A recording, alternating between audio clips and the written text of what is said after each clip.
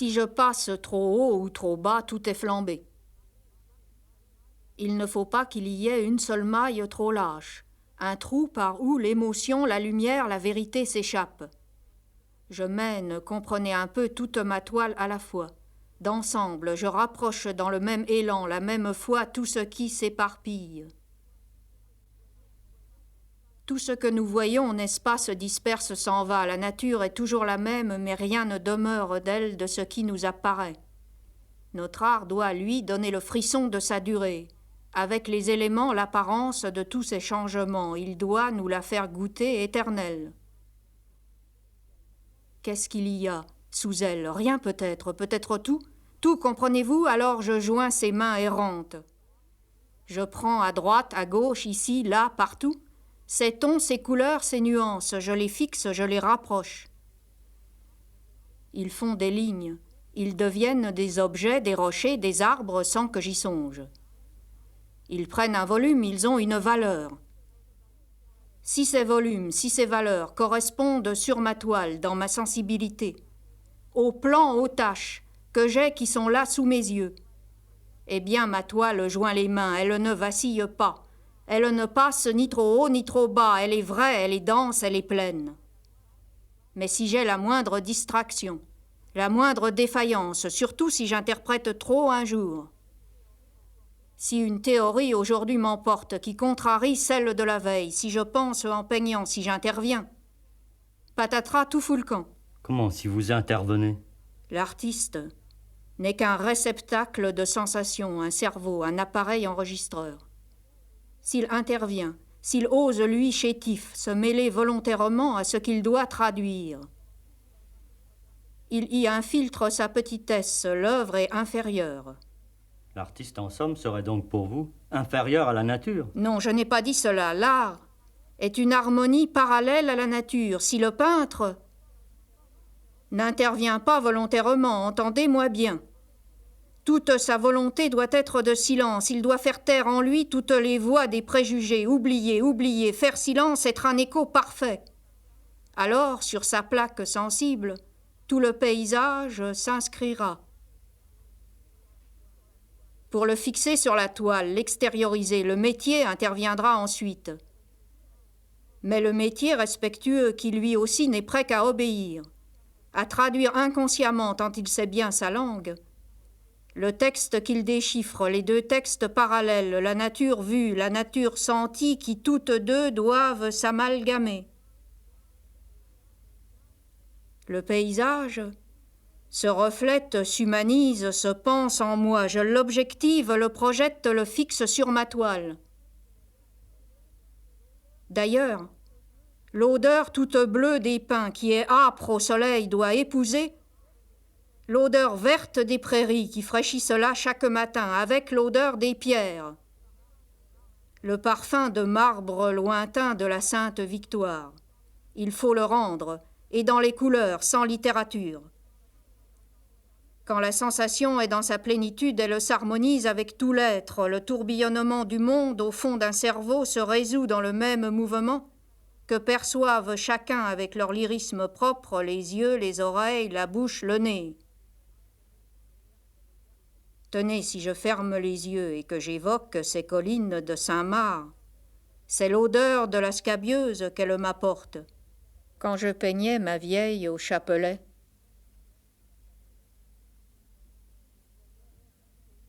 je voyais un ton Flaubert, une atmosphère, quelque chose d'indéfinissable, une couleur bleuâtre et rousse qui se dégage, il me semble, de Madame Bovary.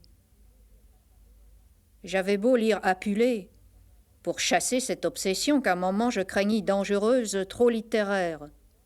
Rien n'y faisait, ce grand bleu roux me tombait, me chantait dans l'âme, j'y baignais tout entier. Il s'interposait entre vous et la réalité, entre vos yeux et le modèle. Pas du tout, il flottait, comme ailleurs. Je scrutais tous les détails des vêtements, la coiffe, les plis du tablier. Je déchiffrais le sournois visage. C'est bien après que j'ai constaté que la face était rousse, le tablier bleuâtre.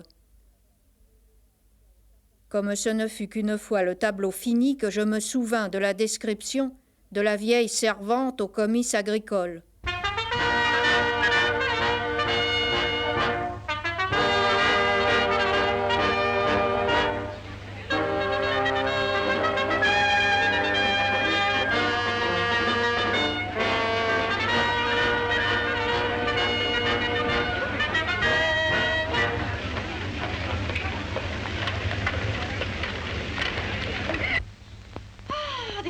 t'es pas faite pour être mère. Cet enfant m'agace. Oh, c'est pourtant une bien belle petite fille. Moi, si j'étais mariée, j'en voudrais bien une comme ça. Berthe, laisse-moi, va jouer. Mais qu'est-ce qu'elle a dedans à se cantonner ainsi? C'est étrange, moi je la trouve laide. Si j'avais su, je l'aurais laissée en nourrice. Oh, mais c'est une distraction, madame, un enfant. Je l'ai cru. Mais vas-tu féliciter? Je crois que rien ne peut me distraire. Je m'ennuie tant ici, tout est si plat, si banal. Et j'ai envie d'apprendre l'italien et de m'enfuir à l'étranger. Oh, mais pourtant, vous avez tout ce que vous voulez ici. Il n'y a pas de semaine où Monsieur Leroy vous apporte quelque chose. Vous voulez une écharpe? Oui, celle en cachemire bleu. Oh, mon Dieu, qu'est-ce que j'ai fait? Mon amour, mon ange, je t'aime tant. Oh, tu es si belle. Croyez-moi, mon cher, attaquez la chirurgie. Vous avez une occasion magnifique avec Hippolyte, le pied beau. Succès presque certain. Soulagement et embellissement du malade. Notoriété rapide pour l'opérateur, ce qui d'ailleurs augmenterait vos ressources et vous permettrait de placer Madame Bovary dans un cadre plus élevé. Car je le dis partout et à tout le monde, cette femme-là est digne d'une sous-préfecture. Ah, mais voici Monsieur Boulanger. Bonjour, mon cher. Bonjour. Vous ne connaissez pas notre médecin? Monsieur Bovary. Monsieur Rodolphe Boulanger, propriétaire du château de la Huchette. Enchanté, monsieur. Vous ne venez pas au comice? Il est temps, les tribunes sont remplies. Je voudrais d'abord passer chercher ma femme.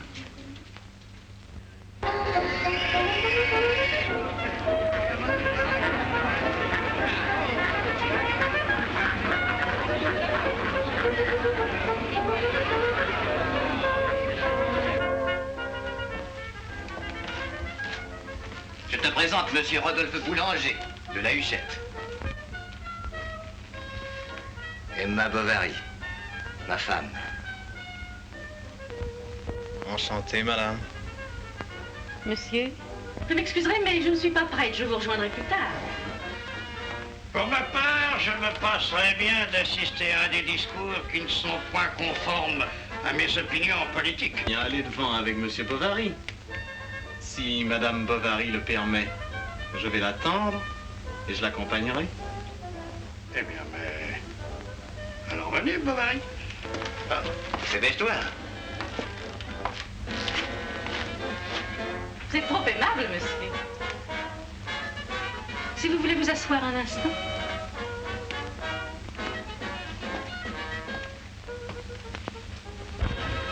Hippolyte, Monsieur Homet t'appelle.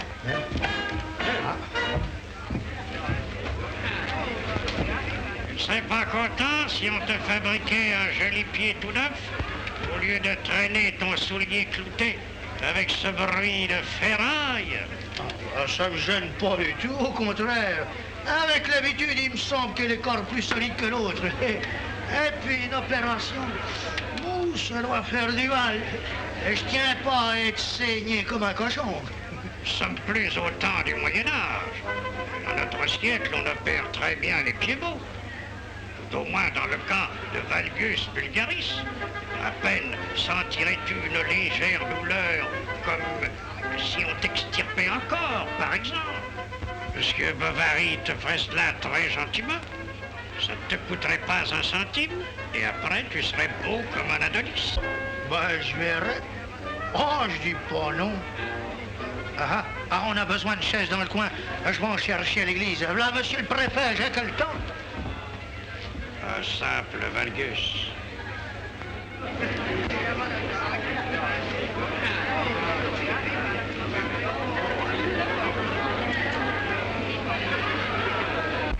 Le devoir, c'est de sentir ce qui est grand, de chérir ce qui est beau, et non pas d'accepter toutes les conventions de la société, avec les ignominies qu'elle impose.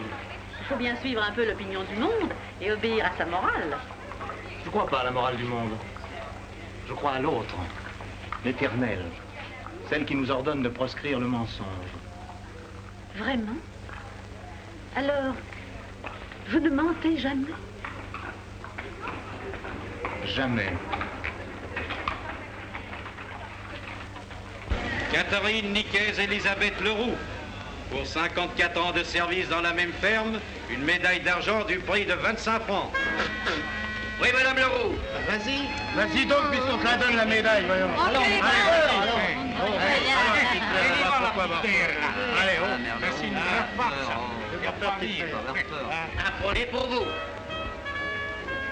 Race porcine, prix ex aequo à messieurs Le Hérissé et Culembourg, 60 francs. Je la donnerai au curé de chez nous pour qu'il me dise une messe. Quel fanatisme! Ne laissez pas aller à la tristesse. Au fond, quand on est bien décidé, on trouve toujours des distractions. À Yonville. Eh oui, ne serait-ce que des promenades à cheval, le matin, dans la rosée. Voilà qui vous donnerait de belles couleurs à vos joues. Ah, le cheval. J'aimais bien ça autrefois. Mais il y a si longtemps. Si longtemps, vous ne faites rien. Tenez, j'ai justement une petite jument, douce comme un agneau, et qui s'ennuie à ne rien faire. Je vous propose de la monter. Vous verrez comme vous reprendrez goût à la vie en galopant dans les bois. Mais je n'ai même pas d'Amazone. Bon, c'est pas très long à faire faire. Non, vraiment, il ne faut pas y penser. Et pourquoi? Voyons le monde. Le qu'en dira-t-on? Oh, voilà qu'il ne me troublerait pas à votre place. D'ailleurs, que peut-on trouver à redire à ce que la femme d'un médecin fasse du cheval pour se maintenir en bonne santé? Ah, vraiment, vous avez une façon de tourner les choses. Alors c'est oui. Ah, que vous êtes vif. Laissez-moi réfléchir.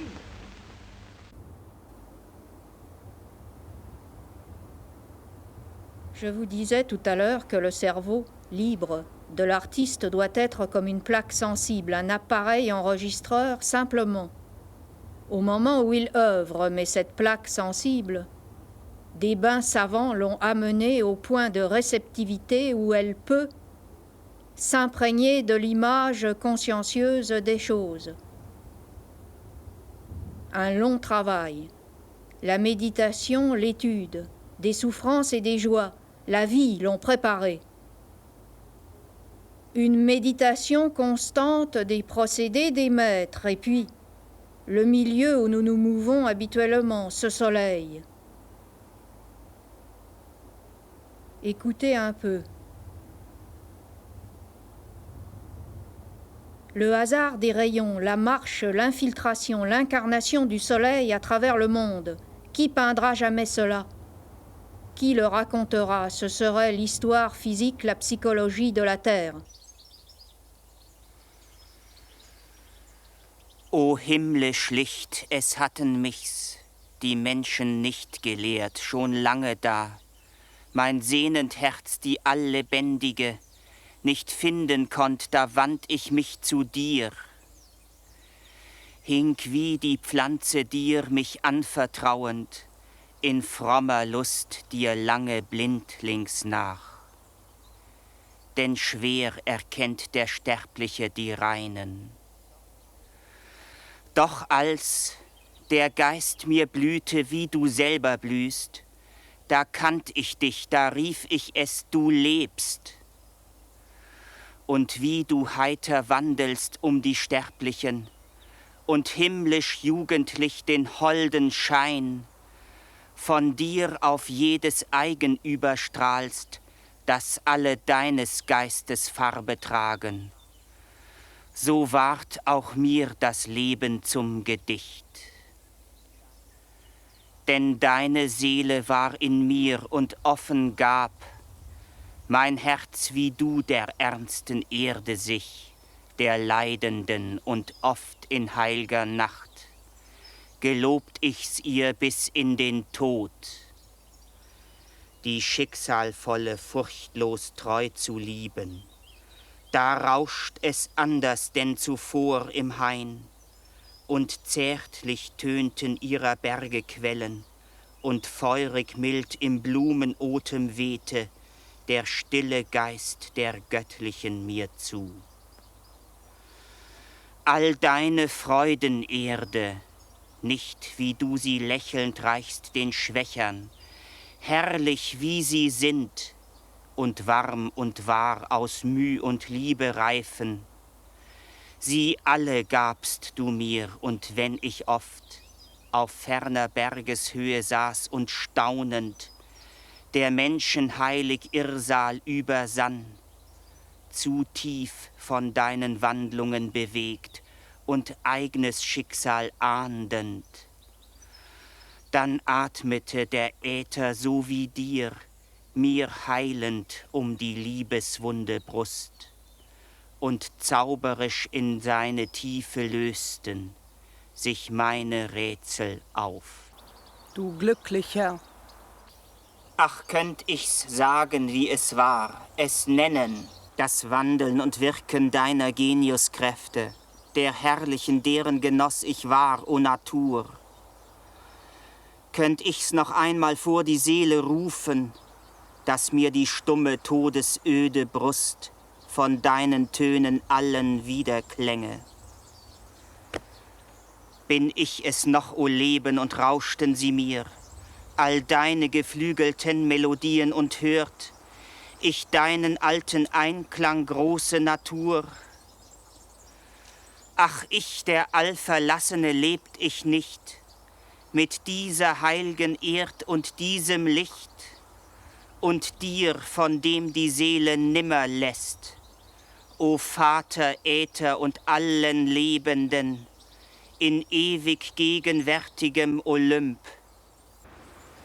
Nein, ich sollt es nicht aussprechen, heilge Natur, jungfräuliche, die dem rohen Sinn entflieht. Verachtet hab ich dich und mich allein zum Herrn gesetzt, ein übermütiger Barbar. An eurer Einfalt hielt ich euch, ihr reinen, immer jugendlichen Mächte, die mich mit Freud erzogen, mich mit Wonne genährt. Und weil ihr immer gleich mir wiederkehrtet, ihr Guten, ehrt ich eure Seele nicht.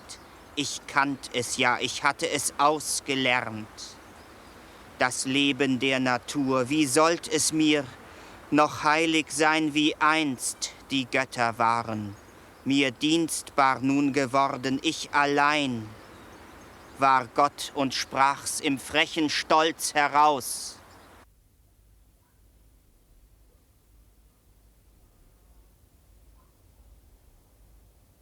Tous plus ou moins êtres et choses, nous ne sommes qu'un peu de chaleur, emmagasinée, organisée, un souvenir de soleil, un peu de phosphore qui brûle dans les ménages du monde. La morale éparse du monde, c'est l'effort qu'il fait peut-être pour redevenir soleil. C'est là sa notion, son sentiment, son rêve de Dieu. Partout un rayon frappe à une porte obscure, une ligne partout cerne, tient un ton prisonnier, je veux les libérer. La délicatesse de notre atmosphère tient à la délicatesse de notre esprit, elles sont l'une en l'autre. La couleur est le lieu où notre cerveau et l'univers se rencontrent. Regardez cette sainte victoire. Quel élan, quelle soif impérieuse du soleil, et quelle mélancolie le soir quand toute cette pesanteur retombe. Ces blocs étaient du feu, il y a du feu encore en eux, l'ombre. Le jour a l'air de reculer en frissonnant, d'avoir peur d'eux. Quand de grands nuages passent, l'ombre qui en tombe frémit sur les roches comme brûlée, bu tout de suite par une bouche de feu. Longtemps, je suis resté sans pouvoir, sans savoir peindre la sainte victoire, parce que j'imaginais l'ombre concave, comme les autres qui ne regardent pas. Tandis que, tenez, regardez, elle est convexe, elle fuit de son centre. Au lieu de se tasser, elle s'évapore, se fluidise, elle participe toute bleutée à la respiration ambiante de l'air. Comme là-bas à droite, sur le pilon du roi, vous voyez au contraire que la clarté se berce, humide, miroitante, c'est la mer. Voilà ce qu'il faut rendre.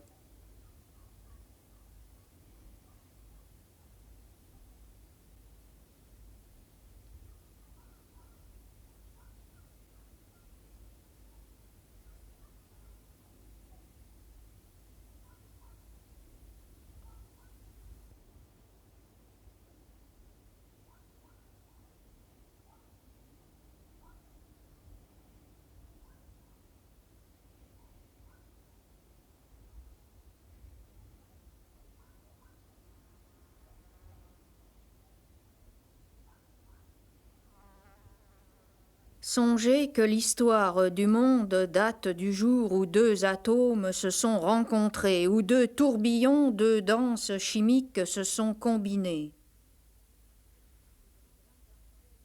Ces grands arcs-en-ciel, ces prismes cosmiques, cette aube de nous-mêmes au-dessus du néant.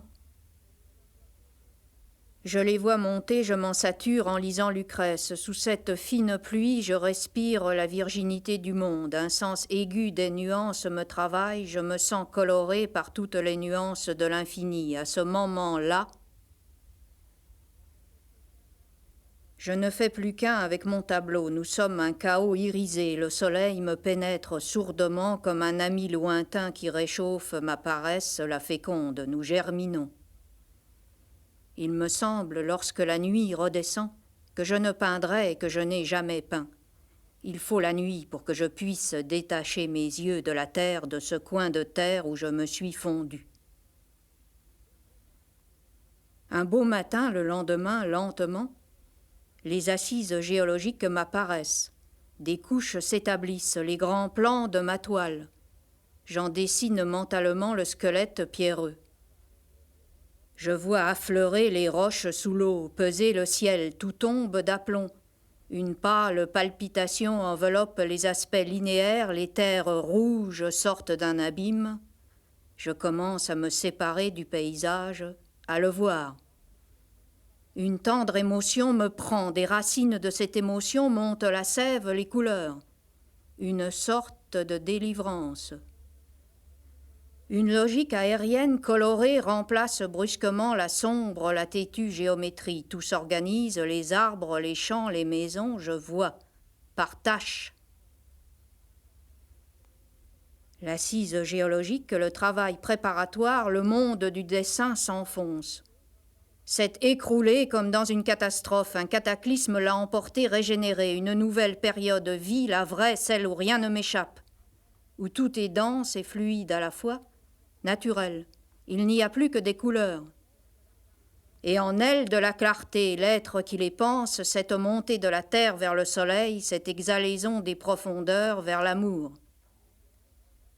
Le génie serait d'immobiliser cette ascension, dans une minute d'équilibre, en suggérant quand même son élan. Je veux m'emparer de cette idée, de ce jet d'émotion, de cette fumée d'être au-dessus de l'universel brasier. Ma toile pèse, un poids alourdit mes pinceaux, tout tombe, tout retombe sous l'horizon, de mon cerveau sur ma toile, de ma toile vers la terre, pesamment. Où est l'air, la légèreté dense? Il y a une minute du monde qui passe, la peindre dans sa réalité, et tout oublier pour cela, devenir elle-même, être alors la plaque sensible. Donner l'image de ce que nous voyons en oubliant tout ce qui a paru avant nous. Est-ce possible? Je l'ai tenté. On n'a pas encore découvert que la nature est plus en profondeur qu'en surface. On peut modifier, parer, bichonner la surface. On ne peut toucher à la profondeur sans toucher à la vérité. Un besoin salubre d'être vrai vous prend. On ficherait sa toile là-bas plutôt que d'inventer, d'imaginer un détail. On veut savoir. Savoir? Oui, je veux savoir. Savoir pour mieux sentir, sentir pour mieux savoir. Tout en étant le premier dans mon métier, je veux être simple. Ceux qui savent sont simples. La simplicité, le direct, tout le reste n'est que bafouillage, montage de bourrichon. Je vous tartine, je ne sais pas pourquoi, au fond. Je ne pense à rien quand je peins, je vois des couleurs, je peine, je jouis à les transporter, Telles que je les vois, sur ma toile, elles s'arrangent au petit bonheur comme elles veulent.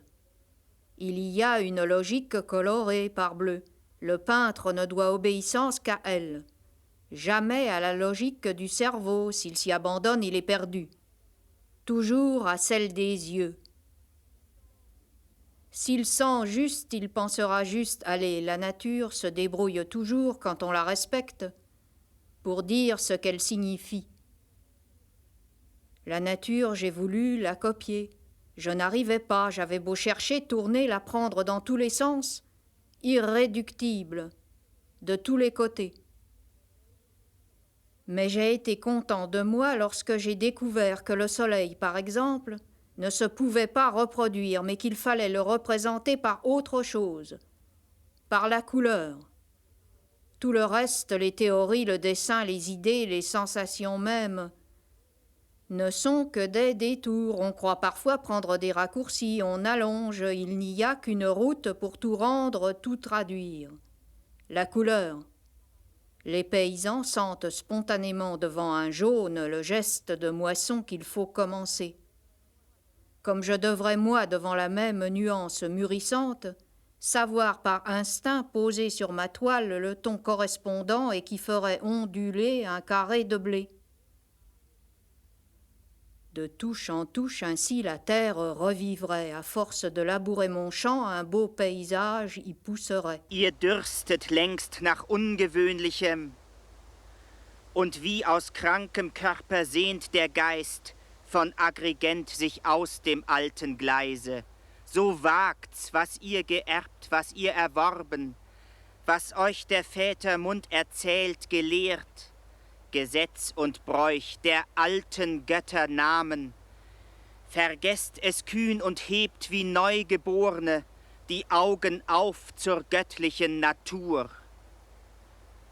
Wenn dann der Geist sich an des Himmels Licht entzündet, süßer Lebensotem euch den Busen wie zum ersten Male tränkt und goldner Früchte voll die Wälder rauschen und Quellen aus dem Fels, wenn euch das Leben der Welt ergreift, ihr Friedensgeist und euchs, wie heilger Wiegensang die Seele stillet, dann aus der Wonne schöner Dämmerung der Erde grün von Neuem euch erglänzt, und Berg und Meer und Wolken und Gestirn, die edeln Kräfte Heldenbrüdern gleich, vor euer Auge kommen, dass die Brust wie Waffenträgern euch nach Taten klopft und eigner schöner Welt, dann reicht die Händ euch wieder, gebt das Wort und teilt das Gut.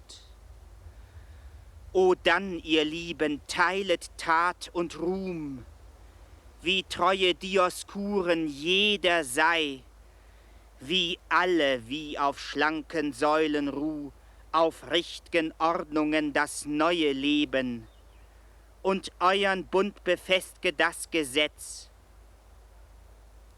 Dann, o ihr Genien der wandelnden Natur, dann ladet euch, ihr Heitern, die ihr aus Tiefen und aus Höhen die Freude nimmt, und sie wie Müh und Glück und Sonnenschein und Regen den eng begrenzten Sterblichen ans Herz aus ferner, fremder Welt herbeibringt. Das freie Volk zu seinen Festen ein, gastfreundlich, fromm, denn liebend gibt, der Sterbliche vom Besten schließt und engt den Busen ihm die Knechtschaft nicht. O Vater! Von Herzen nennt man Erde dann dich wieder, und wie die Blum aus deinem Dunkel sproßt, blüht Wangenrot der Dankenden für dich aus lebensreicher Brust und selig lächeln.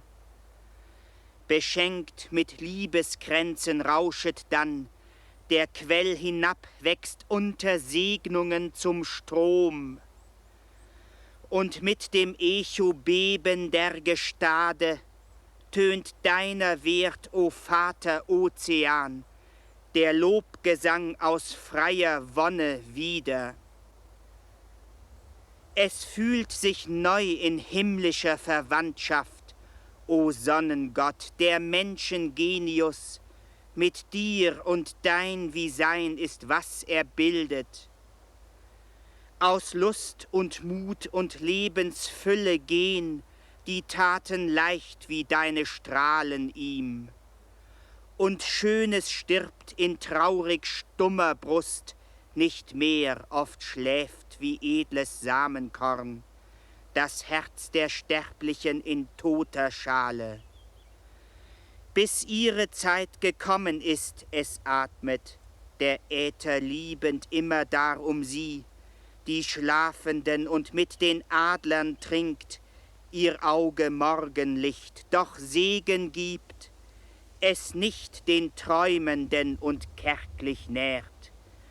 Vom Nektar, den die Götter der Natur alltäglich reichen sich ihr schlummernd Wesen. Bis sie des engen Treibens müde sind und seines Ursprungs eingedenk das Leben lebendge Schöne sucht und gerne sich entfaltet an der Gegenwart des Reinen. Dann glänzt ein anderer Tag herauf, sie sind's, die lang entbehrten, die Lebendigen, die guten Götter. Avoir ces yeux de peintre qui, dans la seule couleur, voit l'objet, s'en empare, le lie en soi aux autres objets. On n'est jamais ni trop scrupuleux, ni trop sincère, ni trop soumis à la nature, mais on est plus ou moins maître de ses moyens d'expression. Il faut les adapter à son motif, ne pas le plier à soi, mais se courber à lui, peindre ce qu'on a devant soi et persévérer. Vous n'imaginez pas les découvertes qui vous attendent alors. Allez, pour les progrès à réaliser, il n'y a que la nature. Et l'œil s'éduque à son contact, il devient concentrique à force de regarder et de travailler. Comment concentrique? Je veux dire que dans une orange, dans une pomme, une boule, une tête, il y a un point culminant, et ce point est toujours, malgré le terrible effet lumière, ombre, sensation colorante, est toujours le plus rapproché de notre œil. Les bords des objets fuient vers un centre, placé à notre horizon. J'ai écrit à un peintre qui était venu me voir et qui en fait, lui, des théories. Je lui ai écrit, pour résumer. Traiter la nature par le cylindre, la sphère, le cône. Le tout mis en perspective, soit que chaque côté d'un objet, d'un plan, se dirige vers un point central. Les lignes parallèles à l'horizon donnent l'étendue. Soit une section de la nature, ou si vous aimez mieux, du spectacle que le pater omnipotens aeterne Deus étale devant nos yeux. Les lignes perpendiculaires à cet horizon donnent la profondeur. Or la nature, pour nous, hommes, est plus en profondeur qu'en surface, d'où la nécessité d'introduire dans nos vibrations de lumière, représentées par les rouges et les jaunes, une somme suffisante de bleuté pour faire sentir l'air. C'est un jour de pluie que j'écrivais ça. Il est impossible, par un temps pluvieux, de pratiquer en plein air ces théories qu'au fond je sais justes, mais la persévérance nous conduit à comprendre les intérieurs comme tout le reste. Les vieux culots seuls obstruent notre intelligence qui a besoin d'être fouettée. Tout ce que je vous raconte, la sphère, le cône, le cylindre, l'ombre concave, tous mes culots à moi, les matins de fatigue me mettent en train, me surexcitent. Je les oublie vite, dès que je vois. Les couleurs sont l'expression, à la surface, de la profondeur. Elles montent des racines du monde, elles en sont la vie des idées. Le dessin, lui, est toute abstraction. Aussi ne faut-il jamais le séparer de la couleur. Dès que la vie lui arrive, dès qu'il signifie des sensations, il se colore. À la plénitude de la couleur correspond toujours la plénitude du dessin. Au fond, montrez-moi quelque chose de dessiné dans la nature. Où? J'avais encore noté ceci. Les sensations colorantes qui donnent la lumière sont cause d'abstraction qui ne me permettent pas de couvrir ma toile, ni de poursuivre la délimitation des objets quand les points de contact sont ténus, délicats. D'où il ressort que mon image ou tableau est incomplète. D'un autre côté, les plans tombent les uns sur les autres. D'où le certi néo-impressionniste qui circonscrit les contours d'un trait noir, défaut qu'il faut combattre à toute force. Or, la nature, consultée, nous donne les moyens d'atteindre ce but. Et c'est? Les plans dans la couleur. Les plans, le lieu coloré où l'âme des plans fusionne. La chaleur prismatique atteinte, la rencontre des plans dans le soleil. Je fais mes plans avec mes tons, sur la palette, comprenez-vous? Il faut voir les plans, nettement. Mais les agencer, les fondre, il faut que ça tourne et que ça s'interpose à la fois. Les volumes seuls importent. De l'air entre les objets pour bien peindre, comme de la sensation entre les idées pour bien penser. Le bitume est plat, la logique est courte, on peint dans des caves où il n'y a plus de plan, on se garotte dans les syllogismes où il n'y a plus d'intuition, du carton. Il faut que ça renfle, comprenez-vous, il faut apparenter les contrastes. Dans la position juste des tons, la moindre défaillance d'œil fiche tout à bas.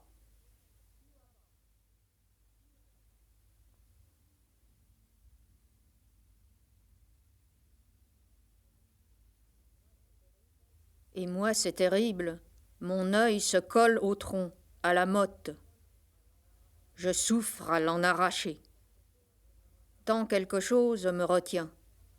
Les yeux, ma femme me le dit, me sortent de la tête tout injectés de sang. Une espèce d'ivresse, d'extase me fait chanceler comme dans un brouillard lorsque je me lève de ma toile. Je veux me perdre en la nature, repousser avec elle, comme elle à voir les tons têtus des rocs. L'obstination rationnelle du mont, la fluidité de l'air, la chaleur du soleil. Dans un verre, mon cerveau tout entier coulera avec le flot séveux de l'arbre.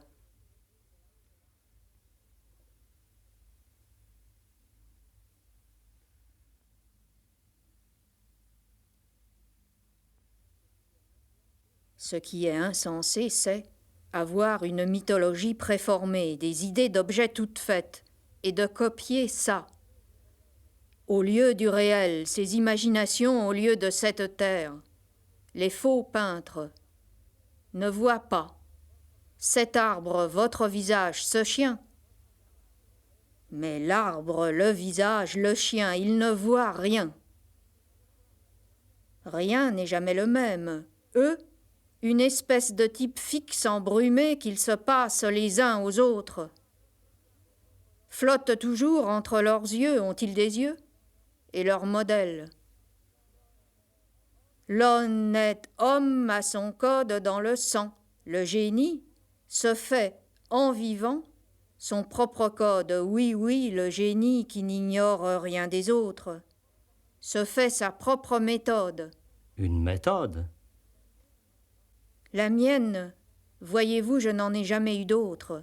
C'est la haine de l'imaginatif. Ma méthode, mon code, c'est le réalisme, l'immensité, le torrent du monde dans un petit pouce de matière.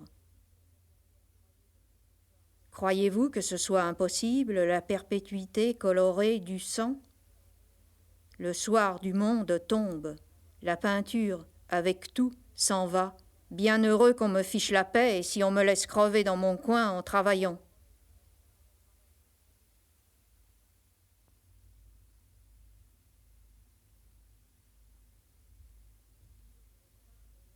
Je peins mes natures mortes. Pour mon cocher qui n'en veut pas. Je les peins pour que les enfants, sur les genoux de leur grand-père,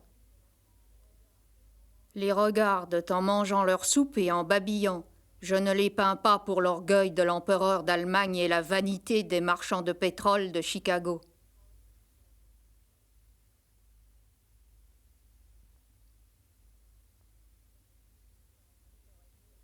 On ferait mieux de me donner un mur d'église, une salle d'hôpital ou de mairie, et de me dire « Foutez-vous là, peignez-nous un mariage, une convalescence, une belle moisson ». Alors peut-être je sortirais ce que j'ai dans le ventre, ce que je porte là depuis que je suis né, et ce serait de la peinture.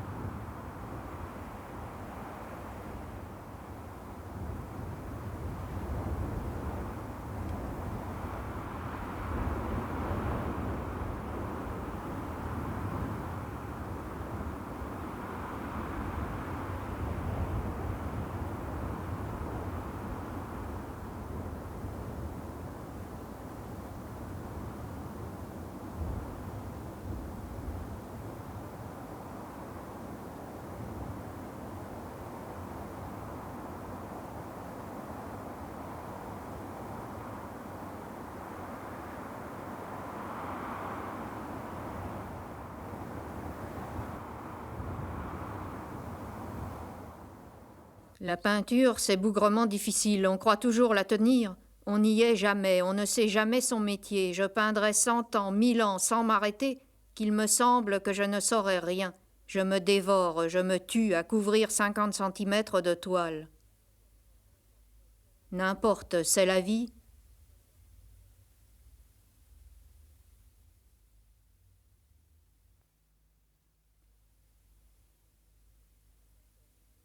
C'est effrayant, la vie.